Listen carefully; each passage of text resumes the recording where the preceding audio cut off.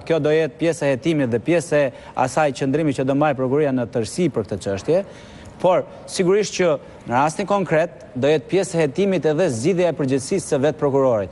Është automatike në momentin kur një person dyshohet, qoftë edhe pa shumë prova të mjaftueshme, pezullohet me njëherë nga detyra për arsye të shmangjes së një influencë në hetime tjerë.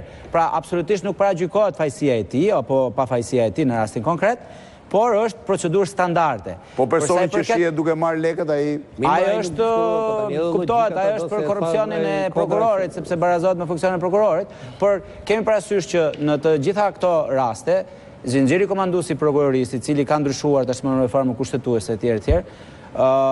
Nuk kontrolli e pror nuk është kontrolli detajuar. Absolutisht është kontroll vetëm parimor i çështës. Madje prokurori mbas kodit procedurës penale është i pavarur në vendimarrjen e tij. Jo tani edhe me të vjetrën. Nëse po mos hyjmë në kaq. Pra, kjo duhet të them që absolutisht që unë nuk do a ka vend për të parë përgjegjësinë deri lart. Sigurisht gjithë sistemi i drejtësisë nuk funksionon. Unë mjafton t'u jap ca shifra për efektet debati. Jo, prit, mbetemi më 2016 për korrupsion. Mundet një debat i vogël, lutem, Jordan.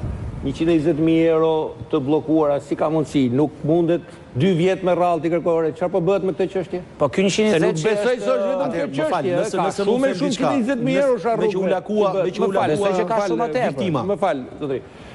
Nuk kërkohet llogari nga drejtuesi prokurorisore ti prokuror, çfarë po bën me këtë? Ecuria e hetimit. Tani kjo çështje hetimi, ai qytetari është drejtuar atij prokurorit ti thotë kam 2 vjet që zvarritën çfarë po bën. Të doja të thoja. Hetimi këshillë çështje. Mos vall prokurori i thotë shko zgjidhe me ata se s'kam çfarë të bëj. Të doja të thoja. Unë thonë që ky prokurori që këtu jetojnë në Shqipëri, Jordani jetojnë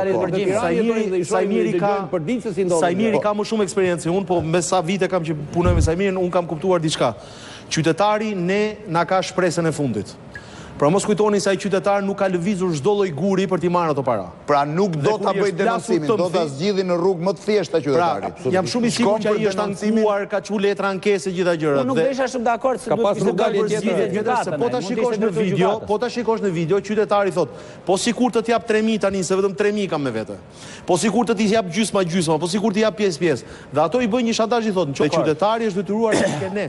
Jam shumë dakord. Sepse mos kujtoni që ai nuk ka kërkuar të drejtën e vet se ka 2 vjet. Ai ka qenë allmës 2 vjetësh, sa i mirë thotë më qantën telefonisht. Megjithatë, nga pikpamja ligjore ai ka pas mundësi për kundërshtimin e vendimit në gjykatë. Prandaj po pyes se çfarë. Dhe nuk e di nëse e ka ndjekur apo s'e ka ndjekur, nëse ka vajt gjykata apo s'ka vajt. Po, një njeri që ka ndetur 2 vjet prokurori, ti thuash do shkosh dhe në gjykatë të bësh dhe 2 vjet tjera, edhe janë lekët e veta, mëse nuk i ka marrë lek askujt. Ka një logjikë. E dini si reagon një njeri i cili i marrin lekët e veta dhe i thonë po.